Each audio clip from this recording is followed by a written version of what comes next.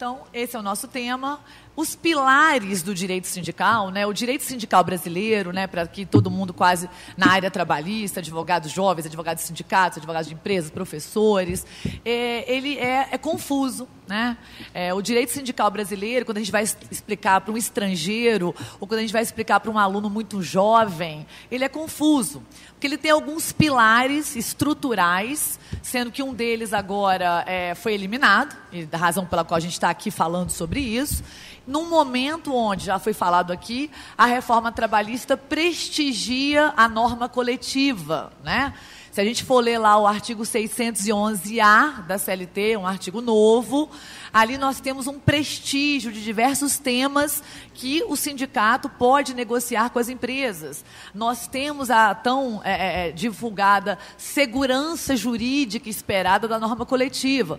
O doutor Hélio disse aqui que o juiz, que ele chamou de pretor romano, não podia simplesmente olhar uma norma coletiva e falar, não, ela é leonina, não, ela é pior do que a CCT, não, vamos desprestigiar isso que foi negociado e vou anular, né? E a reforma não quer isso, né? Se a gente for olhar as possibilidades de anulação de uma cláusula de norma coletiva, elas são agora apenas se houver os vícios do negócio jurídico.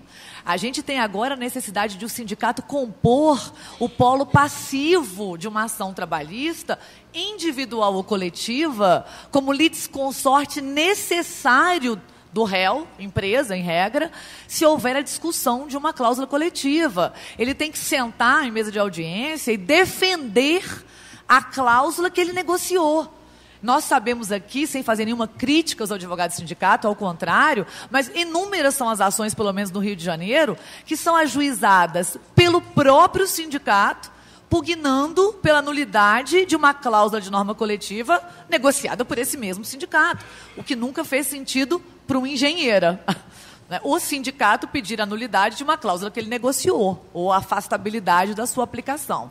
Então, a reforma ela veio prestigiar a norma coletiva, é a prevalência do negociado sobre o legislado, né? O professor Nelson Manrich, que também já passou por aqui, ele usa esse mote há anos, desde 98, quando ele defende essa estrutura. E com este prestígio da norma coletiva, é óbvio que nós precisamos ter sindicatos fortes, sindicatos atuantes e não sindicatos pelegos, né, onde a gente vai depositar toda uma importância e não ter a confiança da norma coletiva negociada. E nesse prestígio da norma coletiva, os pilares da negociação coletiva e do próprio direito sindical são importantes que a gente revisite. E o primeiro deles é a unicidade sindical, né? A unicidade sindical está na nossa Constituição, no artigo 8º. Ela garante, como deixei para vocês em vermelho, né, que haja apenas um único sindicato daquela categoria econômica na mesma base territorial. Lembrando que a base territorial mínima é a base municipal. Então, nós não vamos encontrar 2 sindicatos dos bancários na cidade de Belo Horizonte, 2 sindicatos de professores aqui em Belo Horizonte. Nós ainda temos esse monopólio da categoria econômica dentro da base territorial. E esse é ainda um dos grandes pilares do direito sindical brasileiro. Os outros 2 grandes que eu entendo seria a filiação espontânea, né? A própria Constituição garante que ninguém é obrigado a se filiar ou se desfiliar de um sindicato, mas, ao mesmo tempo, nós temos o enquadramento sindical obrigatório. Para qualquer estrangeiro ou jovem estudante, isso é confuso. Eu tenho a liberdade de filiação, mas eu não tenho a liberdade de enquadramento. Enquanto eu desenvolver uma atividade econômica de bancário, de uma instituição financeira na cidade de Belo Horizonte, eu estou automaticamente enquadrado, eu, empresa, empregador, dentro das normas coletivas, especialmente a convenção coletiva, que é genérica, que aplica-se ao trabalhador bancário. Então, filiar ou não me filiar traz outros critérios, mas não me livra de um enquadramento. E é natural que assim o seja, porque senão as empresas não se filiariam e, com isso, não respeitariam as normas coletivas daquela base territorial, daquela categoria econômica. além do enquadramento obrigatório versus filiação espontânea, nós sempre tivemos como pilar do direito sindical brasileiro, pelo menos esta é a minha visão, a contribuição sindical obrigatória.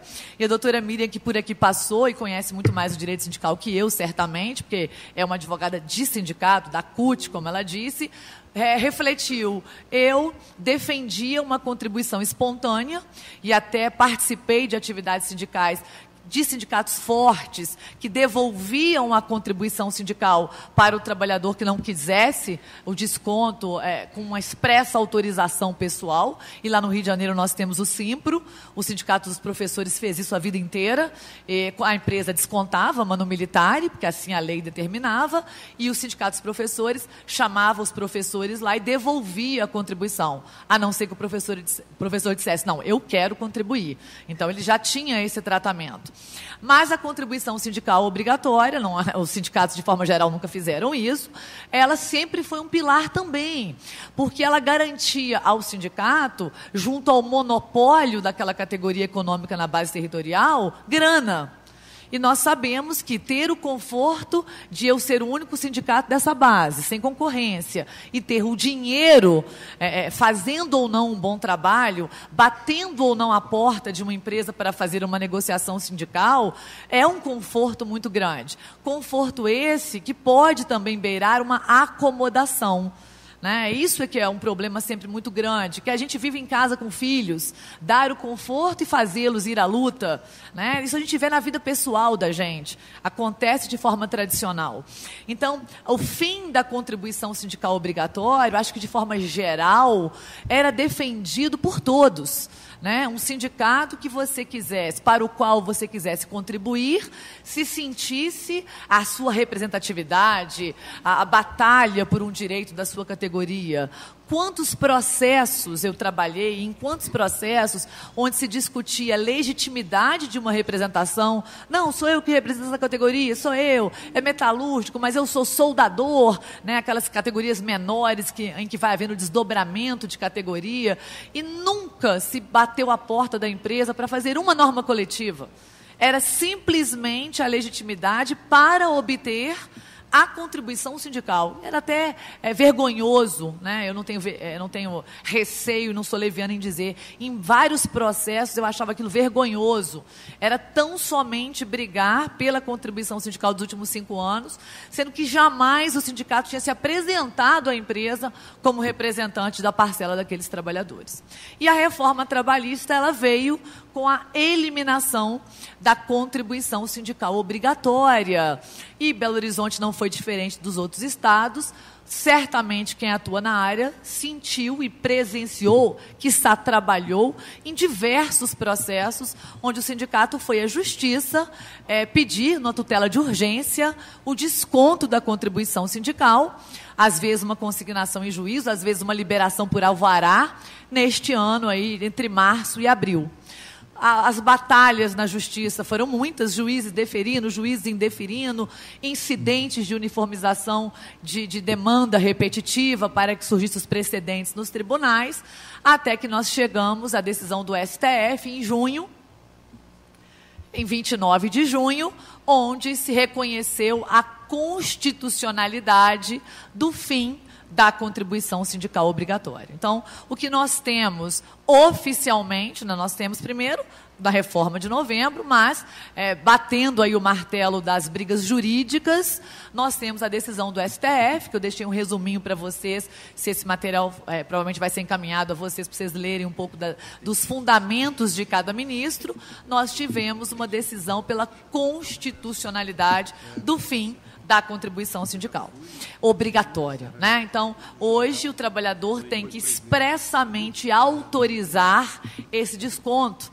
Ele não é feito no silêncio do trabalhador, né? Há um prestígio ao salário, a intangibilidade salarial, protegido também constitucionalmente, o artigo 462 da CLT, e o trabalhador tem que autorizar expressamente, de preferência por escrito, deixando uma cartinha no RH, o desconto do seu salário e o repasse da contribuição sindical. E com isso, a doutora Miriam até falou muito bem, nós temos um sindicato que precisa ir à luta, precisa fazer normas coletivas sérias e capazes de superar a própria legislação, com prestígio à norma coletiva, sem dinheiro para se organizar e ainda com a unicidade de ser o único sindicato daquela base territorial. Então, nós temos realmente, com todo respeito, um sistema capenga. Teria sido muito importante a contribuição cair, caindo também a unicidade. A gente sabe que a unicidade não poderia cair com a reforma, porque nós estamos falando de uma regra constitucional. E todo o histórico de projeto de reforma, neste particular, passava por uma reforma sindical, que não veio ao mesmo tempo. Então, nós realmente tivemos aí um pilar que caiu e ficou realmente um sistema um pouco torto, um pouco desequilibrado. Com isso, os sindicatos voltaram, eles nunca deixaram de fazer, mas eles voltaram com muito mais força para buscar outras fontes de custeio. Quais? Aquelas que também os senhores certamente estão acostumados. Contribuição confederativa, contribuição assistencial, taxa negocial e tantas outras nomenclaturas para diversas fontes de custeio do sindicato. E aí, nós agora estamos com outra grande discussão. Batido o martelo pelo Supremo Tribunal Federal com relação ao fim da contribuição sindical obrigatória, aquele antigo chamado imposto sindical, voltaram-se os olhares para essas outras fontes de custeio do sindicato.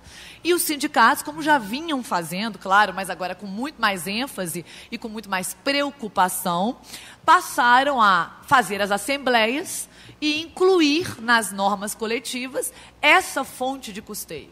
Então, a contribuição assistencial, a contribuição confederativa, as taxas negociais. E sobre elas, nós também já tínhamos uma jurisprudência absolutamente consolidada dos tribunais superiores, não só do nosso TST, mas também do próprio STF. E a CLT, no artigo 611B, que eu deixei para vocês aí, nós temos 2 parzinhos de jarro, 611A, aquilo que o sindicato pode negociar, 611B de bola, aquilo que é vedado, é proibido ao sindicato negociar. E no 611B de bola, nós temos ali no 26 a garantia da liberdade de associação profissional do sindicato, inclusive o direito de não sofrer, sem a sua expressa e prévia anuência, qualquer cobrança ou desconto salarial estabelecido em convenção coletiva ou acordo. A redação ela é muito literal.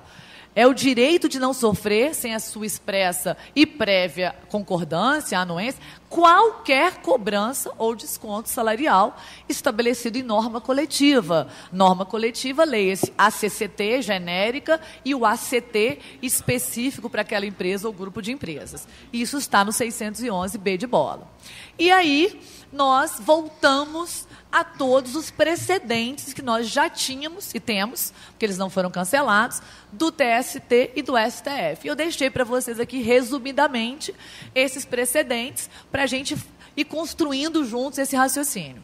Além do 611B, que é muito claro ao proibir qualquer desconto salarial sem a prévia anuência do trabalhador, nós temos a OJ, a Orientação Jurisprudencial 17, da seção de dissídios coletivos do TST, que vai nessa mesma linha. As cláusulas coletivas que estabeleçam contribuição em favor do sindicato, a qualquer título, confederativa, assistencial, negocial, custeio do sistema, obrigando trabalhadores não sindicalizados, são ofensivas ao direito de livre associação e sindicalização, constitucionalmente assegurado e, portanto, nulas, sendo passível de devolução por via própria os respectivos valores eventualmente descontados. Isso é anterior à reforma. Temos na mesma linha o precedente 119 do TST, de idêntica redação e interpretação. Temos a tese jurídica número 10 do Tribunal Regional de Trabalho de São Paulo, é a tese prevalecente do Tribunal Paulista. Temos a súmula vinculante 40 do STF, temos a súmula vinculante do STF, a contribuição confederativa de que trata o artigo 8º, inciso 4º, só é exigível dos filiados do respectivo sindicato. Temos a súmula 666, também do Supremo Tribunal Federal. A contribuição confederativa só é exigível dos filiados ao respectivo sindicato. E aí, com este panorama histórico, nós estamos em que momento da reforma trabalhista? Nós estamos com um sindicato que precisa ser forte para negociar normas válidas e legítimas, não pode se vender ao empregador com o qual ele negocia, e muitas vezes ele vai ter que ter embates, né, na defesa dos interesses dos seus substituídos, da sua categoria. Nós temos este sindicato que precisa ser forte e atuante, que não tem garantia financeira nenhuma de contribuição obrigatória, mas que também é o único sindicato daquela base territorial sem dinheiro, caso os trabalhadores não queiram contribuir. Eu não trouxe aqui para vocês percentuais estatísticos, como o doutor Rafael teve o cuidado de trazer, mas é de conhecimento notório que a parcela de trabalhadores que espontaneamente contribui é mínima. Aliás, a parcela de trabalhadores que participa das assembleias sindicais é mínima, salvo uma categoria ou outra. E aí, quando se falou de bancário aqui, se fala de uma categoria forte. Quando eu falei dos sindicatos professores no Rio, se fala de outra categoria forte. São exceções. As pessoas, talvez vocês façam uma reflexão pessoal, não descem para ir à reunião de condomínio dos prédios. A gente não desce. Meu prédio tem 48 apartamentos, eu vou a todas, a média são 6, 7 moradores. Nós não temos essa cultura de participar dos processos decisórios, de debater, nós estamos cansados, temos pouco tempo, não queremos nos aborrecer, e isso se reflete nos trabalhadores também. Né? Eu tenho amigos sindicalistas que falam, o trabalhador vem aqui, pega um ônibus, gasta o dia inteiro para trazer uma carta de oposição, perde, às vezes, o dia trabalhado, porque a empresa desconta, não entende isso como uma falta justificada, mas ele não aceita contribuir. Isso acontece. Então, nós estamos neste momento, sem a validade de uma norma coletiva que imponha esta contribuição obrigatória, seja a título confederativo, assistencial, etc. Não temos a contribuição sindical obrigatória, que também depende de prévia expressa anuência do trabalhador, e precisamos de um sindicato forte para convencer o trabalhador, na sua negociação, de que ele é bom, ele é legítimo, atuante, e você, então, precisa contribuir para mim. Neste cenário, o Ministério Público do Trabalho, ele emitiu agora muito recente, 26 de outubro de 2018, uma nota técnica, né, da CONALES, que é a Coordenação de Promoção de Liberdade Sindical, defendendo que todos esses precedentes que eu passei aos senhores, todos esses precedentes sejam reexaminados após a reforma trabalhista. Defende esta nota técnica do MPT, que o precedente 119 do TST, a OJ 17, a própria súmula vinculante do STF, organizações sumulares, elas faziam sentido quando existia a contribuição sindical obrigatória. Então, o sindicato já tinha assegurado a si aquele dinheiro certo da categoria. E aí fazia sentido outras contribuições extras só serem devidas dos trabalhadores filiados espontaneamente ao sindicato e que queriam contribuir, e não impostas a toda uma categoria. E defende o MPT. Agora, com o cenário de sequer ter a contribuição sindical obrigatória, estes precedentes e súmulas deveriam ser revistos. E é esta, basicamente, a defesa do Ministério Público do Trabalho. Eu deixei para vocês também os principais aspectos da linha de argumentação deles. Mas, em linha geral, é isso. Como deixar o sindicato fraco desassistido financeiramente, sem a contribuição obrigatória e sem a possibilidade de impor na norma coletiva uma contribuição extra. O MPT também interpreta, e aí eu peço licença apenas para voltar no 611B de bola, e eu não vou dar resposta a vossas senhorias, vou apenas colocar o tema para cada um refletir. Interpreta o MPT que quando o dispositivo 26 diz que o trabalhador não deve sofrer sem a sua expressa e prévia anuência qualquer cobrança e desconto salarial, o que defende o MPT nessa nota técnica? Que essa expressa e prévia anuência não precisa ser individual. Que estaria muito claro ali que a sua expressa e prévia anuência pode ser suprida e substituída pela anuência coletiva.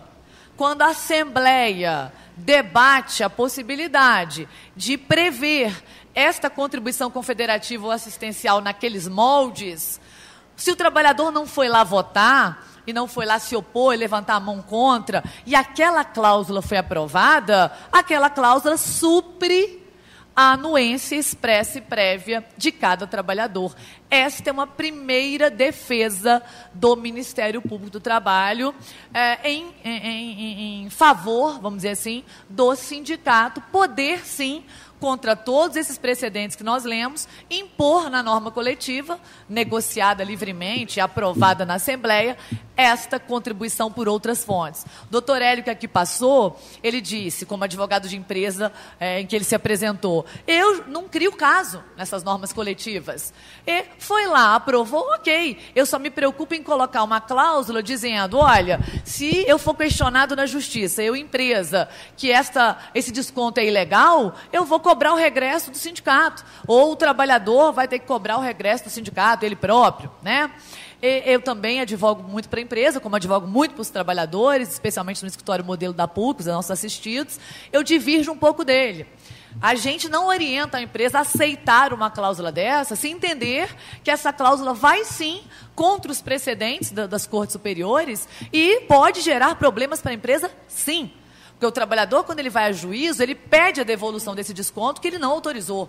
E é um trabalho sobremaneira extraordinário para a empresa, primeiro ser condenada para depois ajuizar uma ação de regresso para cobrar a contribuição sindical. Então, não é muito tranquilo deixar cláusulas notoriamente nulas passarem em cima de uma norma coletiva. Então, é importante falar da interpretação que o MPT deu, e ele deu por quê? Porque ele sente que o sindicato está realmente desesperado, a grande maioria dos sindicatos. E essa foi, então, a interpretação que o MPT deu na nota técnica número 2, que nós temos ainda em 15 dias de divulgação.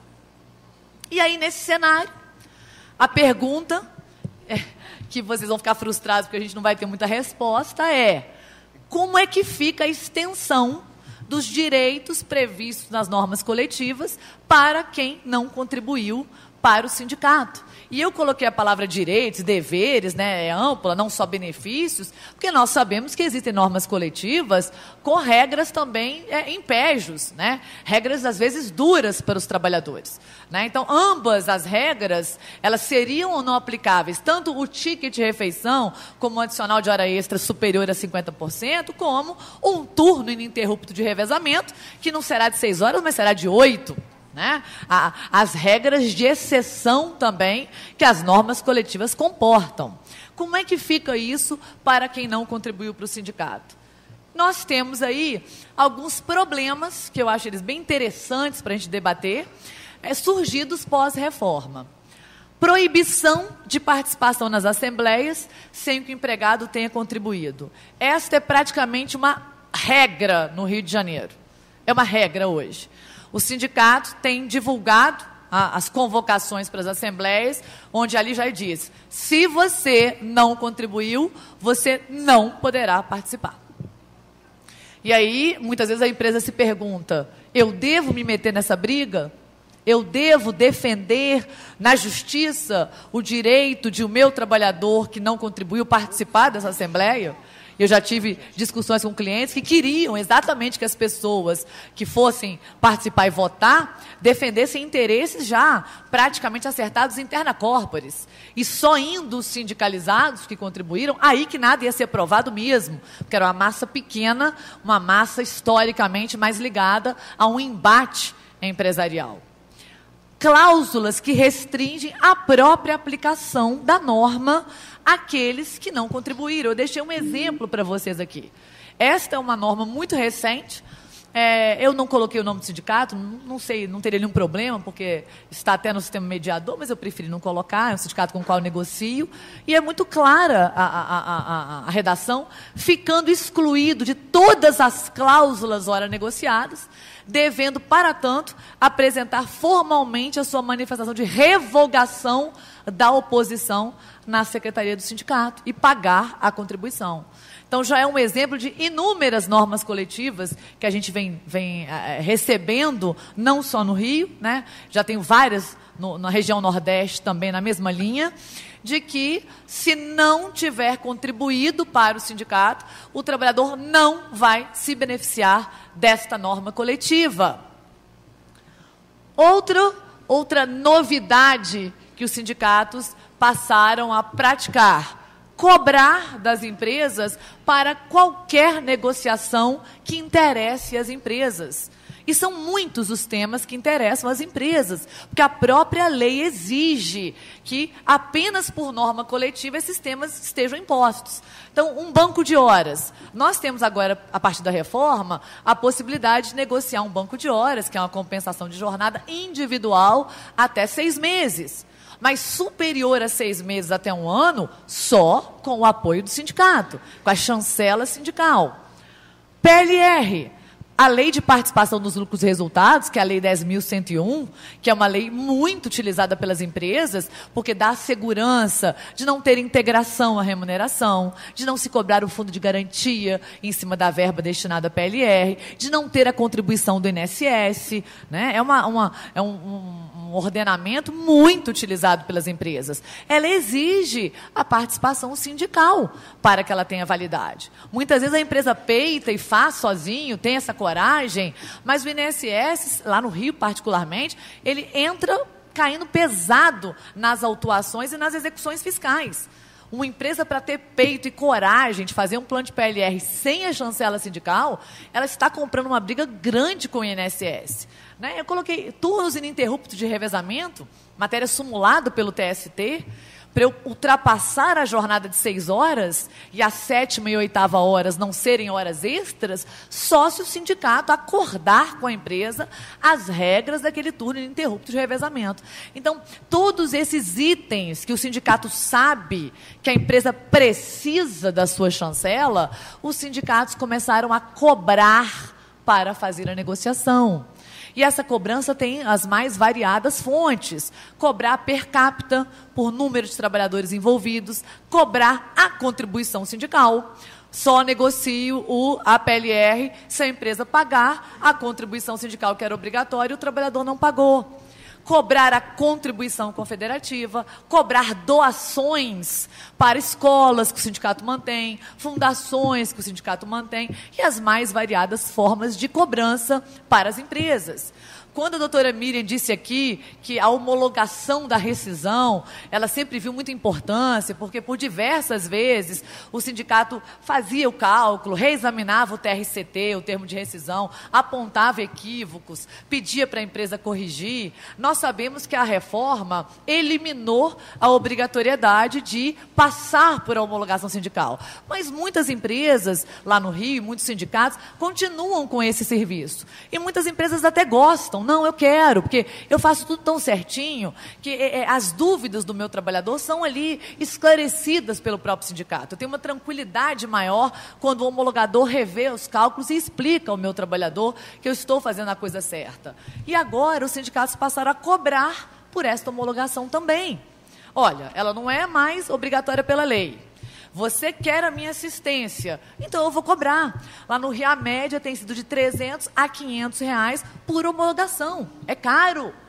Imagina uma empresa pagar por homologação 300 a 500 reais. Essa cobrança não é feita do trabalhador, é feita do empregador, mas é caro. Essas cobranças do sindicato, eu coloquei aqui para a gente refletir um pouco, né? Está um pouco mais no final.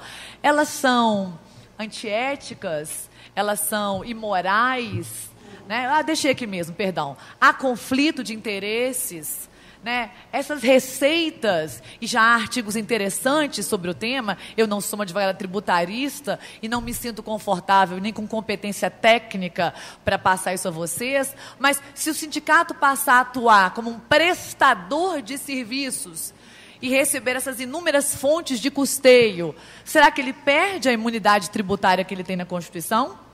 Porque não foi pensado o sindicato para atuar como um prestador de serviço que tem preço para cada um dos serviços que ele vai prestar, que ele vai executar. E será que a gente quer um sindicato, nesse momento, que precisa ser forte e atuante, que todo o seu custeio vem da empresa contra a qual, por muitas vezes, ele vai ter que bater de frente? Que ele vai ter embates? Que ele precisa ter uma isenção de ânimo total? Será que ele vai ter força para bater de frente com aquela que te custeia? Né? A gente sabe uma expressão antiga: a mão que balança o berço comanda a casa. O dinheiro tem muita força. Tem força para pais, com filhos, com netos, com marido, esposa, esposa com marido, companheiros. Né? Será que é este o sindicato forte que a gente precisa no momento de prestígio da norma coletiva e cujo dinheiro venha exatamente do empregador, da empresa com a qual ele vai negociar? Então são questões que se colocam independentemente até da legalidade do procedimento, questões éticas e de conflitos naturais de interesses. E aí nós temos pouquíssimas decisões, e olha que eu fiz uma pesquisa extensa, né? Nós temos a primeira de todas, que foi esta decisão do doutor Eduardo em São Paulo, cujo acórdão já reformou a decisão, tá? Eu tive o cuidado de examinar, eu não coloquei o acórdão porque ele é tão simples no que diz respeito a essa parte. Ele simplesmente fala: olha, não tem guarida legal, portanto se aplica ao trabalhador a norma coletiva e acabou. Ele não abordou, não fez um trabalho doutrinário, acadêmico, para rebater essas considerações. Mas essa foi a primeira sentença que tratou do tema. E ele disse: as vantagens, né, são inaplicáveis as vantagens negociadas em acordo coletivo para empregados não sindicalizados.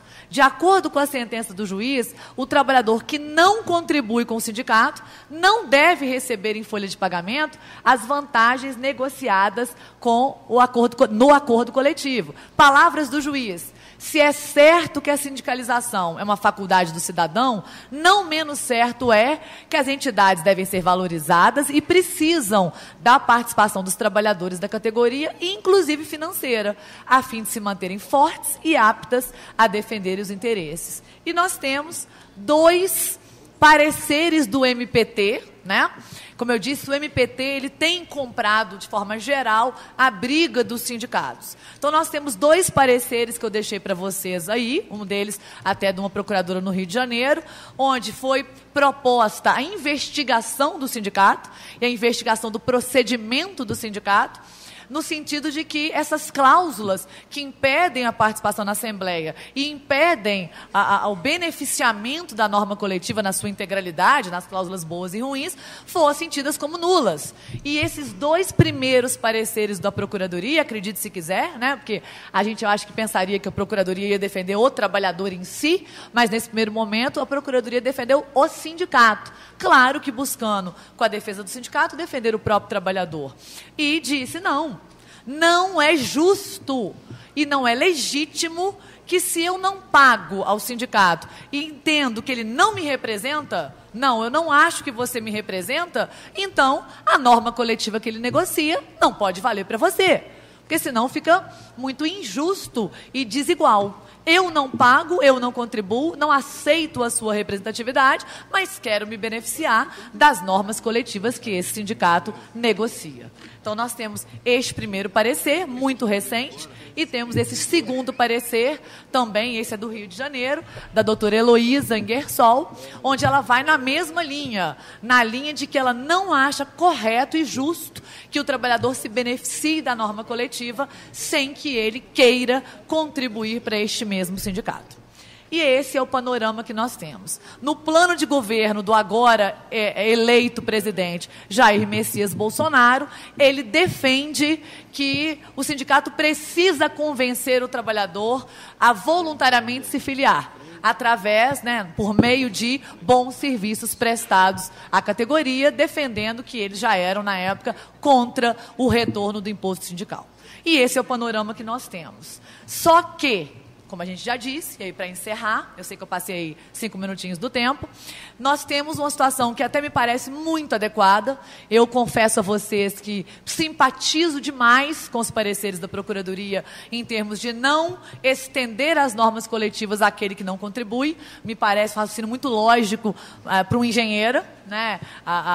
Como ele brincou, a engenharia norteia o nosso raciocínio linear, não tem muito jeito. É um tomar lá da cá muito óbvio. Se eu não contribuo, entendo que você não representa, você também não pode se beneficiar daquela norma. Só que, infelizmente, hoje, isso é muito difícil em função da unicidade, né? Então, foi como nós dissemos, a unicidade não caiu e eu não quero este sindicato, não quero contribuir para ele, mas eu vou contribuir para qual? Não tem outro, não existe outro.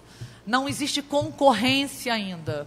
Então, enquanto nós não resolvermos a questão da unicidade, que tem duas boas formas para serem resolvidas, nós podemos ter uma PEC, uma proposta de emenda constitucional, e alterar o artigo 8º, ou nós podemos ratificar a Convenção 87 da OIT. Há quem defenda que, uma vez signatários da OIT, como filiados, vamos chamar assim, a OIT, automaticamente, essa por ser uma das convenções mais importantes, já seriam trazidas internamente para a gente. Mas não é o posicionamento majoritário. Então, nós teríamos que fazer uma ratificação agora com o governo desta Convenção 87, e aí sim nós poderíamos defender que ela tem força, ela entra com a mesma força de uma emenda constitucional e ela cairia a unicidade. Então, esse é o nosso tema, um tema difícil, extremamente interessante, que pode mudar tudo em termos de direito sindical brasileiro, de folha de pagamento de empresas, de benefícios, de quebra de isonomia. Eu vou ter um trabalhador com benefício, outro do lado com outro, que são filiados a sindicatos distintos, acreditando que apenas na lei de Darwin, o sindicato melhor e mais apto a defender a categoria vai sobreviver e nós teríamos um enxugamento dessa pluralidade sindical. Mas, por hora, nós temos apenas teses, ideias e defesas que não encontram muito suporte constitucional enquanto nós tivermos a unicidade. É isso que eu queria passar para todos vocês.